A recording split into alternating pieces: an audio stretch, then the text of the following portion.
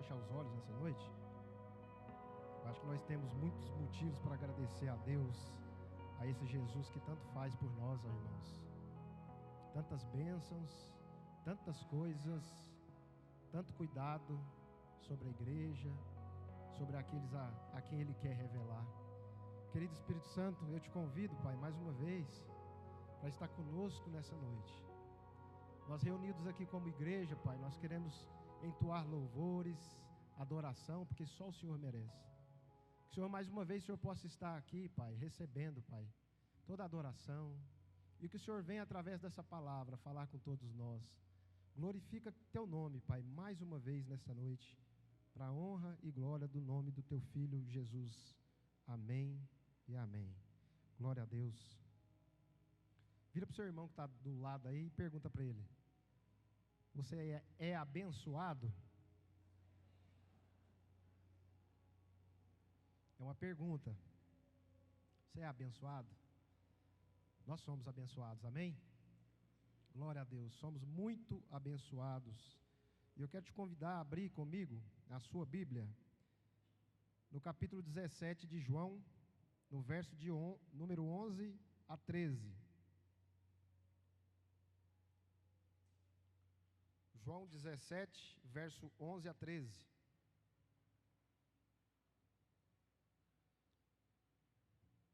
Todos encontraram? Amém? Vamos ler? O texto diz assim, ó: já não estarei no mundo, mas eles ainda estão no mundo, e eu vou para ti. Pai Santo, protege-os por amor do teu nome, o nome que me deste, para que sejam um, assim como somos um. Enquanto estava com eles, eu os protegi e os guardei no nome que me deste. Nenhum deles se perdeu, a não ser aquele que estava destinado à perdição, para que se cumprisse a Escritura. Agora vou para ti, mas digo estas coisas enquanto ainda estou no mundo, para que eles detenham a plenitude da minha alegria. Amém? Repita comigo: plenitude da minha alegria. Glória a Deus. Esse capítulo 17 aqui de João é um capítulo muito forte, porque a gente chama de a oração sacerdotal de Jesus.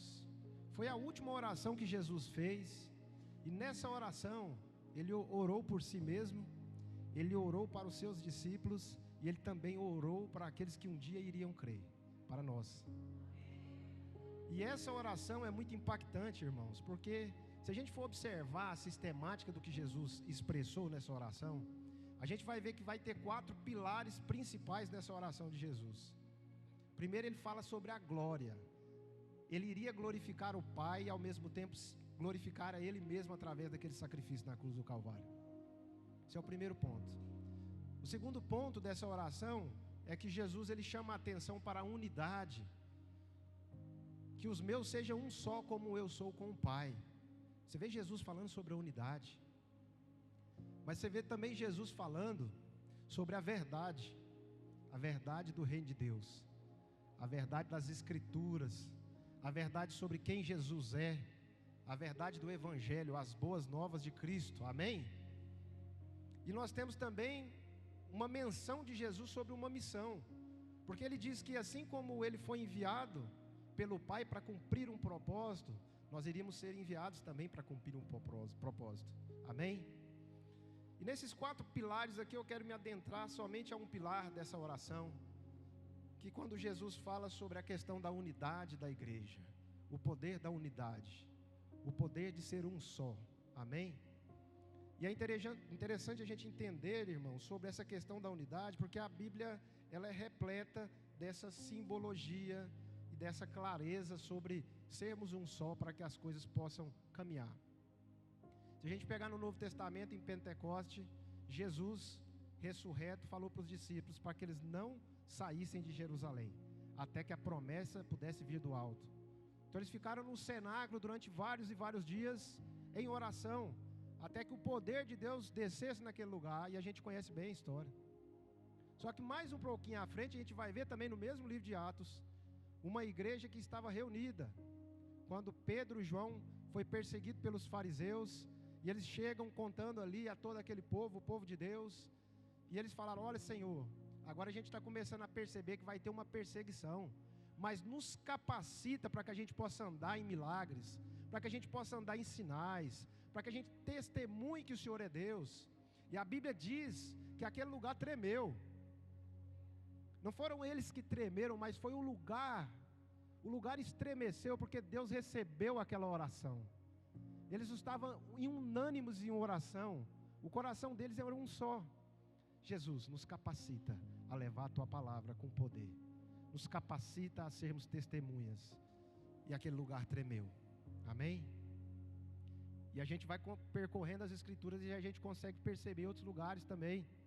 A gente olha, por exemplo, quando o templo de Salomão, ele foi edificado, templo de adoração ao nosso Deus, a gente vai ver que muitos sacerdotes ali começaram a entoar louvores a Deus.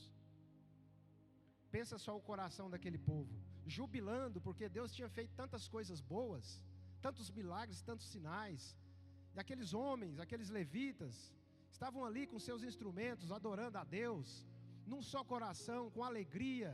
Aquele novo templo tinha sido edificado, e a Bíblia diz que a Shekinah de Deus, ela invadiu aquele lugar. A glória de Deus foi palpável naquele lugar, e a Bíblia diz que eles não conseguiam ficar de pé, porque a glória era tremenda naquele lugar. A glória era tremenda, porque em uma só voz, em um só coração, eles estavam ali, buscando e adorando a Deus, glorificando ao nome dEle. Isso me faz lembrar também, irmãos, da passagem onde Moisés, Uri e Arão estavam ali, lutando contra o povo amalequita. Os soldados estavam lá abaixo do vale lutando, enquanto Moisés, Arão e Ur subiam. E Moisés estendia as mãos e orava pelo povo, o povo de Deus pelejava e estava vencendo a guerra. Quando Moisés começava a desfalecer o seu ânimo, as mãos caíam, o povo de Deus começava a perder. Arão e Ur, um de cada lado, sustentando as suas mãos, erguiam a mão de Moisés, e assim eles receberam a vitória. A gente vê claramente aqui a unidade, irmão, ser expressa claramente nas Escrituras, porque Deus, Ele se expressa dessa mesma maneira, em unidade, através da Trindade, amém? E quando a gente fala sobre essa glória de Deus, essa manifestação no meio de nós, a gente tem que buscar um pouquinho lá atrás, qual que era a expressão da glória de Deus no Velho Testamento? Era a arca. E se a gente olhar para a arca, a gente vai ver que a arca ela tinha algumas peculiaridades. A arca era feita, o seu tampo era maciço, juntamente com os querubins. Não foi feito de forma separada e depois soldado. Era uma única tampa, uma única peça que expressava a tampa e os querubins ali. O que isso quer dizer muitas vezes para nós? Nós temos que ser só um, que não há fragmentação no corpo de Cristo. Só que aí quando a gente começa a olhar para a arca, a gente vai ver dois querubins que olhavam um para o outro com um semblante um pouco abaixado. Isso revela para nós que nós como igreja, muitas vezes nós temos que ter um olhar acurado junto com o nosso irmão. Um querubim olhava para o outro, não havia diferença, assim como nós devemos olhar para os nossos irmãos sem diferença. Nós devemos olhar com esse olhar de misericórdia, olhar com o olhar de Jesus. Só que ao mesmo tempo também esses querubins não somente olhavam um para o outro, mas eles estendiam as suas asas em direção a outro. E se nós olharmos na palavra, a gente vai perceber que a asa, ela tem um sinônimo de proteção. O que estava ali uma simbologia apontando para que nós pudéssemos proteger uns aos outros, para que a gente pudesse cobrir uns aos outros. Como que eu faço isso? Como que eu cubro uma pessoa? Como que eu protejo uma pessoa? Ora por ela, intercede por ela, gasta o seu tempo por ela, sabe? Invista aquilo que você pode nessa vida. Você está protegendo, você está sendo usado por Deus. E a gente vê claramente nas Escrituras todo esse direcionamento de Deus, todo esse cuidado na unidade. A unidade ela é expressa do início ao fim nas Escrituras. E qual que é esse valor dessa unidade? O nosso relacionamento, irmãos, com Deus, ele é medido no nosso relacionamento aqui com os irmãos. A gente só consegue ter uma expressão de adoração genuína a Deus se a gente realmente reconhecer e ter um relacionamento sadio com os irmãos. A gente primeiro tem que ter um relacionamento horizontal, para que então a gente tenha um relacionamento na vertical. E a gente olha para as Escrituras e a gente vai ver isso claramente. O que a Bíblia diz sobre o casamento? Se tiver contenda, se não tiver honra dentro do casamento, Deus retém as orações, não sobe. Nós estamos muitas vezes precisando de algumas coisas, só que às vezes a forma da gente tratar as pessoas, a falta do perdão, a falta de se relacionar da maneira correta com aqueles que estão do nosso lado, impede às vezes a gente receber as bênçãos do céu. E não somente a respeito da questão do casamento, a respeito do perdão, a respeito da nossa oferta. O que Jesus fala? Se a gente for ofertar, se a gente tiver alguma coisa com o irmão, primeiro conserta com o irmão, primeiro sara esse relacionamento aí, ó, na horizontal, para que Deus possa receber na vertical, para que Deus possa manifestar. Será que talvez esse não seja o problema? Da gente imaginar que o Evangelho é só um relacionamento com Deus na vertical, e esquecer que há filhos do Senhor também, precisando de uma orientação, precisando de de uma oração, precisando de um ombro amigo, de um conselho. E às vezes a gente está pensando que o relacionamento com Deus é simplesmente vir ao culto, orar um pouquinho em casa, mas sabe aquele buraco que ainda fica no coração? Você vem aqui no culto, você assiste uma pregação, você vem aqui, você adora a Deus, mas parece que você ora em casa, mas tem aquele vazio que está dentro de você. Parece que você não consegue preencher. Você luta, você ora, você faz, né? Mas você não percebe que aquele buraco não consegue ser preenchido. E por que a gente não consegue preencher esse buraco? Porque nós precisamos servir, irmãos. Se nós não estivermos servindo, a gente não vai conseguir ter esse lugar de bênção. Porque é no serviço, irmãos, que a gente consegue ter um lugar de unidade. Amém? É no serviço que nós precisamos estar para que esse lugar de unidade ele seja instituído. Eu quero aqui compartilhar também primeira epístola escrita a Timóteo, no capítulo 2, no verso de número 8, ele diz assim, ó: quero, pois, que os homens orem em todo lugar, levantando mãos santas, sem ira e sem contenda. Levantando as mãos santas, sem ira e sem contenda. O que significa a ira e a contenda? São pecados relacionados ao quê? Aos irmãos, a essa questão da unidade. O que Paulo está falando aí, que a gente possa levantar as mãos, mas sem ter a ira contra o irmão, sem ter a contenda, sem usar a insatisfação que muitas vezes está no nosso coração, das expectativas que a gente tem do que deveria ser uma igreja, sabe? Uma igreja que é vitoriosa, uma igreja que avança, e às vezes não usar isso para causar dissensão, não tornar isso uma maldição. Paulo está dizendo aqui, trazendo para nós esse entendimento. E a unidade, ela não é conformidade, irmãos, ela não é conformidade. Porque se eu perguntasse para todos aqui essa noite, como você imaginaria que é uma igreja uma abençoada mesmo, uma igreja que realmente tem ali um padrão do céu? Cada um aqui muitas vezes ia ter uma visão diferente. Ou às vezes ia falar, não, eu acho que a igreja tinha que ser pintada de preto, nós tínhamos que ter colocado aqui uns LEDs, nós tínhamos que fazer isso, fazer aquilo. Cada um tem uma visão diferente. Isso precisa ter no corpo de Cristo. Essa visão diferente, ela precisa existir. Só que na verdade, irmãos, a unicidade, ela é diferente da unidade. Porque a unidade é você andar no mesmo propósito, no mesmo coração, naquilo que já foi revelado. A unicidade é você entender as mesmas coisas sobre tudo que acontece, sobre aquilo que você acha. A gente não quer isso.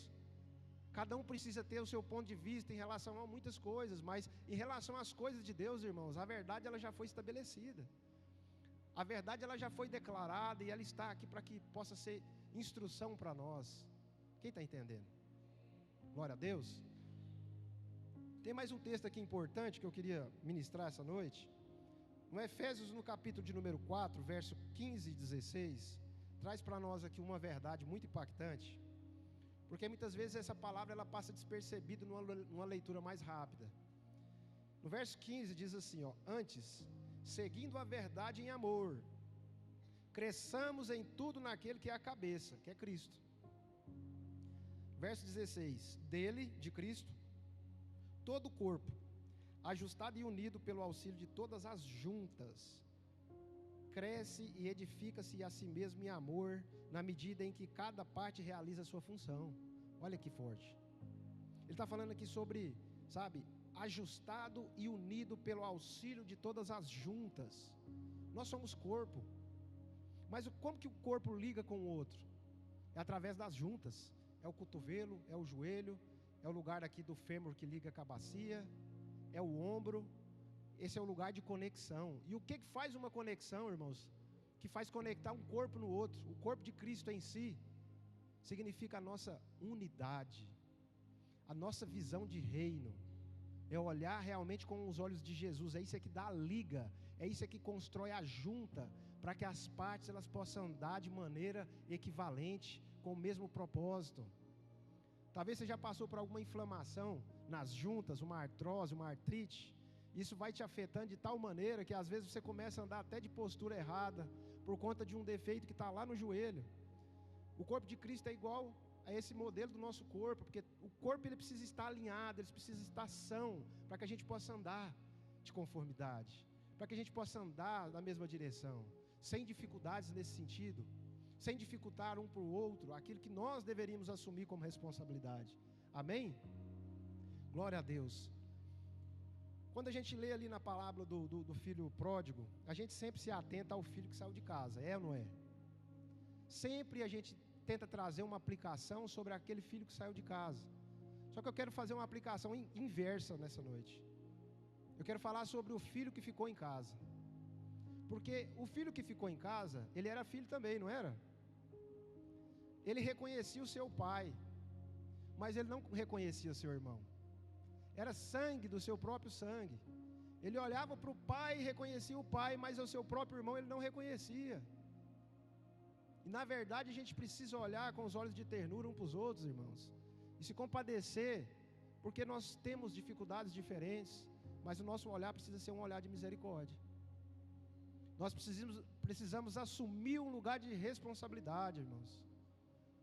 Esse vazio que está dentro de nós, ele só vai ser preenchido quando eu e você nós engajarmos naquilo que Deus tem para cada um de nós. Não há qualquer tipo de preenchimento, irmão, em outro lugar. Nós passaremos a vida toda, irmãos, tentando achar um lugar, um gozo na nossa alma, mas esse gozo só está dentro do lugar que Deus já projetou para mim e para você. Não há qualquer tipo de vitória ou de gozo na alma fora daquilo que Deus um dia projetou para a sua vida. E às vezes a gente está se afastando desse lugar. A Bíblia diz que é melhor dar do que receber. É melhor abençoar, é melhor, sabe, interceder pelas pessoas do que você receber isso na sua vida.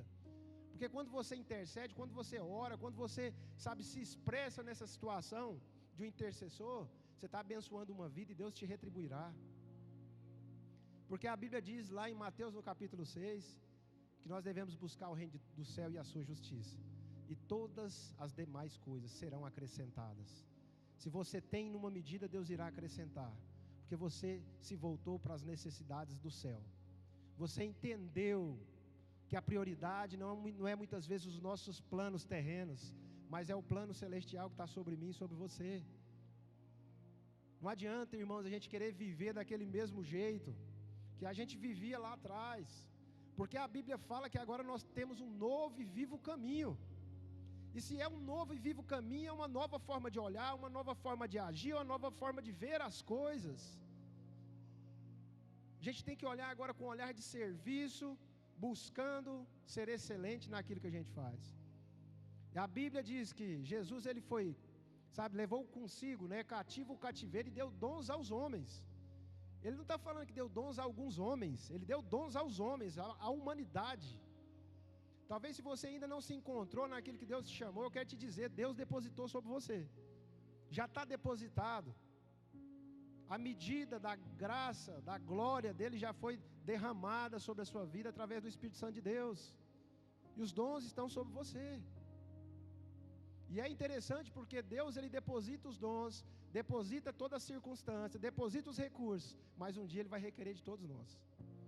Um dia ele irá requerer de todos nós tudo aquilo que um dia ele colocou. Como nós iremos se apresentar diante de Deus? Porque a Bíblia diz claramente que tudo aquilo que a gente faz para um pequenino dele, a gente está fazendo para ele. Deus não precisa de um copo d'água, irmão. Deus não precisa de um abraço. Mas o Filho de Deus precisa. Você está fazendo para o Senhor. Qualquer ato, irmãos, qualquer coisa simples que você for fazer para Deus, Deus vai te recompensar. Sabe, vir aqui, limpar o chão, ajudar com qualquer coisa, ajudar na parte, sabe, de construção, intercessão, tudo isso, irmãos, é uma bênção. Tudo isso é recompensado. Nós aqui colocamos na nossa cabeça essa divisão esdrúxula, de entender que existem coisas mais nobres do que as outras. Mas aqui neste lugar, é o mesmo banco que senta o maior empresário da cidade, mas talvez a pessoa mais humilde dessa cidade senta aqui. E o empresário serve essa pessoa. E o empresário vai lá e abençoa aquela pessoa, e ora por ela, e chora com ela. Porque Jesus não olha com olhar de diferença. Ele nos olha com um olhar de misericórdia. E quando Jesus olha com esse olhar de misericórdia, meu irmão, minha irmã, como que a gente consegue ficar da mesma forma? Como que esse amor não extravasa nosso peito e não busca as pessoas que estão perto de nós? Como que a gente consegue conviver muitas vezes com essa angústia que o próprio Deus coloca na nossa vida? Porque às vezes a gente ora para tudo tá bem, para o nosso coração estar, sabe, limpo de tudo. Mas sabe aquela angústia que tem dentro do seu coração? É Deus depositando. É Deus depositando dentro do seu coração para você se mover, para você, sabe, se interessar pelas coisas que Ele se interessa. É para você gastar tempo com as coisas que se interessam para Ele. É nesse lugar, irmãos, que nós temos que estar. Deus gera todo esse sentimento em nós para que a gente possa, em oração, guerrear, a gente possa batalhar. Nós poderíamos estar muito adiante da onde nós estamos, se nós usássemos toda a autoridade que Deus nos deu, e se a gente se empenhasse em unidade, irmãos. Se nós desejássemos realmente ganhar essa cidade, a gente teria condições diante de Deus de evangelizar toda essa cidade para Jesus. Não é nada que tem de diferente em nós ou na IPR, irmãos. É Deus que faz, é Jesus que faz, e já é revelação dele que Ele quer que a gente expanda e leve o reino de Deus. Seja testemunha dele, testemunhe sobre aquilo que Jesus fez na sua vida, aquilo que Deus, sabe, está fazendo e que ainda fará. Glória a Deus por isso, amém? Glórias ao Senhor por isso. Eu olho para a palavra de Deus, irmãos, eu fico encantado com algumas coisas. Eu vejo Maria de Betânia, a mesma que estava aos pés de Jesus. Ela estava ali, sendo ministrada por Jesus, aprendendo aos pés dele. Quero que você imagine aí, será que Maria estava aprendendo ali? Qual que seria o ensino de Jesus naquele momento? Quanto tempo ela ficou naquele lugar? Mas existe, irmãos, uma conexão aqui e entre uma outra Maria, que é a mesma Maria, só que no momento posterior. Essa mesma Maria que ficou aos pés de Jesus aprendendo, foi a mesma Maria que quebrou um vaso de alabastro e ungiu Jesus antes da morte. Ela não simplesmente teve uma ministração sobre a verdade do reino de Deus e deixou aquilo morrer. Ela serviu, irmãos. Ela usou o entendimento que ela tinha, ela falou: vou servir ao meu Senhor. E é muito interessante, Valentim, porque na Bíblia diz que esse ato que ela, fez de ungir Jesus seria lembrado para todo sempre. E o que difere esse ato, irmãos, das vezes de atos nossos do dia a dia para servir também?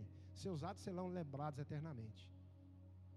Deus, irmãos, Ele é justo, e tudo aquilo que a gente fizer para Ele, Ele irá retribuir, Ele irá lembrar, Ele irá nos recompensar, porque a recompensa vem dEle, amém? A recompensa vem dEle, glória a Deus. Abre aí para mim no Salmo de número 133.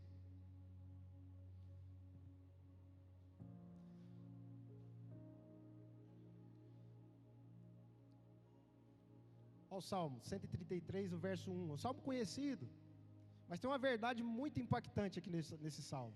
Ele diz assim: como é bom e agradável quando os irmãos convivem em...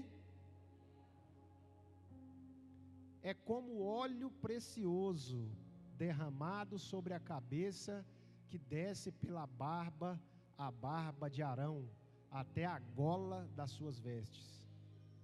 É como o orvalho de Hermon, quando desce sobre os montes de Sião.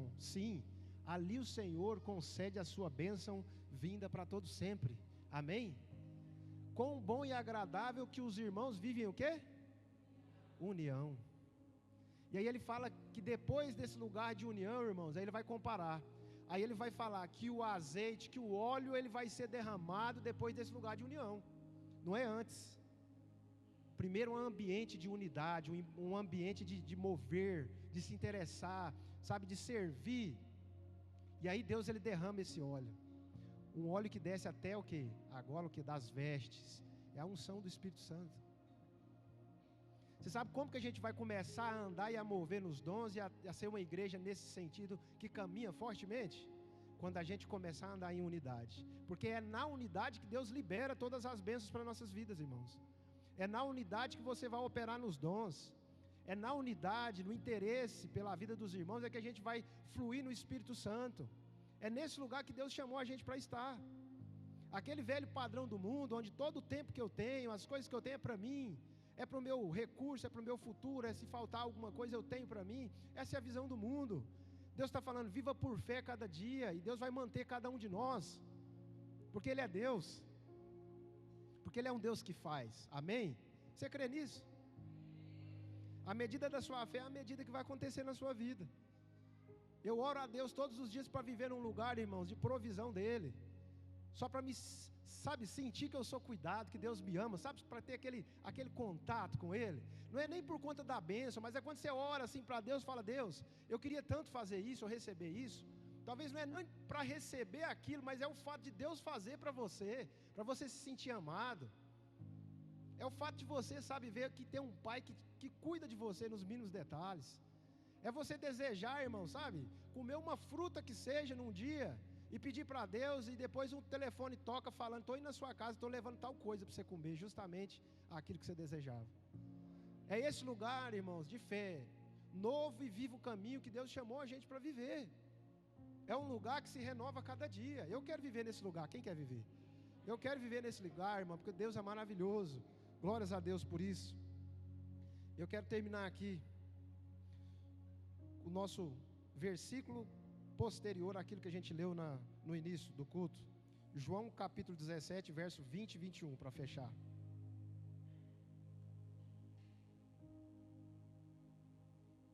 Jesus, na mesma oração, ele diz assim: a minha oração não é apenas por eles, peço também por aqueles que crerão em mim, por meio da mensagem deles, para que todos sejam um. Pai, como tu estás em mim e eu estou em ti, que eles também estejam em nós, para que o mundo creia que tu me enviaste. Aleluia, glória a Deus. Aqui Jesus chama para a unidade, irmãos, porque o mundo vai crer quando a gente andar nesse lugar. O mundo não vai crer em outras circunstâncias, irmãos. Qual que é hoje a melhor forma da gente promover o reino de Deus? Unidade. É orar um pelos outros, é separar tempo, é se encontrar. Esse é o lugar onde Deus fortifica os laços, irmãos, e torna isso público para aqueles que estão lá de fora, porque isso é que impacta a vida das pessoas. O que o mundo está fazendo, irmãos, para essas vidas aí que estão, sabe, se lamentando, estão precisando de uma palavra, estão precisando de um conselho, mas às vezes o mundo não tem para oferecer. Mas quando elas percebem que existe um lugar, que existe um Deus que é glorificado, e todos buscam esse lugar, irmãos, esse povo, ele começa a perceber que aqui existe algo diferente, porque aqui nós somos um só, e cada um no seu chamado, cada um no seu lugar, cada um com os seus dons. Uns foram chamados muitas vezes para pregar, outros foram chamados para aconselhar, outros foram chamados para criar filhos, outros foram chamados para gerar riqueza, para investir no reino de Deus, outros foram chamados para interceder. Todos nós, intercessores. Quem sabe a nossa vida ainda não engrenou como deveria, irmãos, porque a nossa oração e a nossa vida tem sido muito egoísta, e a gente tem esquecido muitas vezes que há pessoas ao nosso lado, do lado do seu banco, que talvez esteja passando coisas tão difíceis. Talvez quando a gente comece a analisar a nossa própria oração, a gente comece a perceber que a nossa oração tem sido: Deus, faça isso para mim, Deus, abra isso, Deus, feche aquilo para nós. Mas quando você começa a abençoar, irmão, o outro, você pode ter certeza que Deus ele vai abençoar a sua vida poderosamente. Você está investindo o seu tempo, que é o seu bem mais precioso, em função das vidas. Foi o que Jesus fez. Jesus investiu o seu tempo, a sua vida, ao nosso favor. Hoje nós cremos no Evangelho que foi ministrado inicialmente por Jesus, para os discípulos, para aqueles seguidores, e foi um ciclo atrás do outro, e hoje eu e você nós temos essa condição de crer, porque pessoas andaram em unidade. Muitas pessoas podem ser alcançadas através dessa igreja, através da sua vida, se a gente começar a andar nesse lugar. Quem sabe quando a gente chegar no céu, a gente vai começar a receber galardão que a gente nem imagina, de sementes plantadas que você achava que não dava fruto, mas que no momento certo, talvez ela vai germinar. Talvez você nem esteja aqui, mas Deus é justo. Aquele que plantou, ele vai colher, para a glória de Deus. Amém? Glória a Deus, irmãos. Vamos ficar de pé.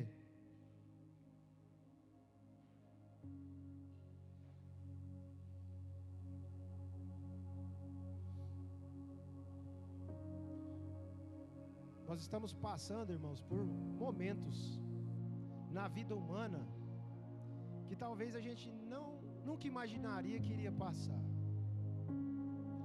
O que Deus vai permitir sobre a terra são coisas que talvez nenhuma pessoa viva já presenciou. Deus ele vai abalar, irmãos, a natureza. Deus ele vai mexer com muitas coisas sobre o Brasil, sobre o mundo. E Jesus nos chama para estarmos firmes na rocha. Nós estamos caminhando por um período de grande apostasia, um período de afastamento do amor, um período onde os princípios do mundo têm invadido, têm se misturado muitas vezes com os princípios da igreja. E Deus nos chama, irmãos, para um lugar onde a gente vai realmente depositar nossa vida e viver nesse novo e vivo caminho. Deus está falando, Deus está alertando, Deus está chamando o povo para um lugar de oração, para um lugar de intercessão, porque muitas coisas ainda vão acontecer, porque Deus é um justo juiz e tudo é Ele que irá fazer. Porque Deus ele vai mover, irmãos, as coisas naturais para Ele instituir o propósito na terra que Ele deseja. E Ele vai usar muitas coisas. Estou falando com você nesta noite como um homem temente a Deus, porque Deus ele fará grandes coisas na terra. E Ele nos chama como igreja para estar aos pés dEle, porque aqueles que não estiverem firmados na rocha vão sucumbir. Aqueles que não depositarem a sua esperança unicamente no Senhor Jesus irão ter dificuldades. Aleluia. Que o Senhor possa ser nossa fortaleza, irmãos. Que o Senhor possa ser nosso escudo. Que o Senhor possa ser, sabe, a alegria que nos faz levantar cada dia. A alegria de se manter num lugar, sabe assim, suportando o que precisa ser suportado, irmão. Porque nada se compara à glória que nos espera. Nada se compara àquilo que Deus reservou para você. Nada se compara àquilo que Ele pagou na cruz do Calvário com sangue. Preparou nos mínimos detalhes para que você pudesse depois desfrutar. Não foi de graça, mas teve um preço para que pudesse abrir essa condição para que eu e você pudesse ser recebida pelo Pai. Pela misericórdia do Senhor, Deus nos recebeu como filhos. Querido Espírito Santo, nós te louvamos, Pai, porque o Senhor é Deus nesta igreja. O Senhor é Senhor. Toda honra e toda glória seja depositada diante do Senhor, Pai, nesta noite. E nós nos colocamos aqui diante do Senhor, Pai, pedindo para que o Senhor possa mudar nosso coração, tirar tanto entulho, tanta coisa que a gente vem colocando, vem, sabe, tirando espaço das coisas espirituais. Tanta coisa que a gente tem corrido atrás, gastado o nosso tempo, buscado, coisas infrutíferas, Pai. Coisas que somente consomem o nosso tempo, mas não trazem qualquer tipo de edificação, não trazem qualquer tipo de fruto na Tua presença. Mas eu oro ao Senhor, Pai, que essa igreja possa ser alinhada, Jesus. Que o Senhor possa alinhar os ministérios nesse lugar. Que o Senhor possa incendiar cada coração aqui, a caminhar nos dons, a buscar a Tua face nas madrugadas, a abdicar dos alimentos, Senhor Jesus, para buscar os deleites do céu. Nós pedimos ao Senhor neste momento, Pai, alinha o Teu povo e a Tua igreja. Quebra as barreiras que têm impedido, Pai, o nosso caminhar. Que essa unidade comece a fluir, Pai, do Teu trono para os nossos corações. E que todo, sabe, Pai, todo trono levantado que não seja o trono do Senhor possa ser agora desmantelado no nome de Jesus. Que todo orgulho do coração, toda soberba, tudo aquilo que nos atrapalha de chegarmos humildes na Tua presença, Pai, que seja jogado por terra. Nós declaramos que o Senhor é Deus aqui mais uma vez, Pai, neste lugar. Esteja conosco, Deus. Nos dê as estratégias para caminhar na Tua presença. Nos dê, Senhor Jesus, as condições que nós precisamos para buscar a Tua face. E um pedido nesta noite em especial eu peço a Ti, Pai. Revela-se, Senhor Jesus, para os Teus filhos. Revela-se, Senhor Jesus, para nós. Derrama sobre nós, Papai, esse relacionamento do Teu Espírito Santo, para que a gente possa entender os deleites espirituais, Pai. Para que a gente possa caminhar nesse lugar de entender que nada se compara, Pai, estar na Tua presença. Coisas que reis muitas vezes, né, que governaram a terra não tiveram, mas o Senhor revelou para nós e depositou dentro de nós, Pai, tamanhas bênçãos. Nós pedimos ao Senhor nesse lugar, Pai, e agradecemos, Deus. Tem misericórdia de nós.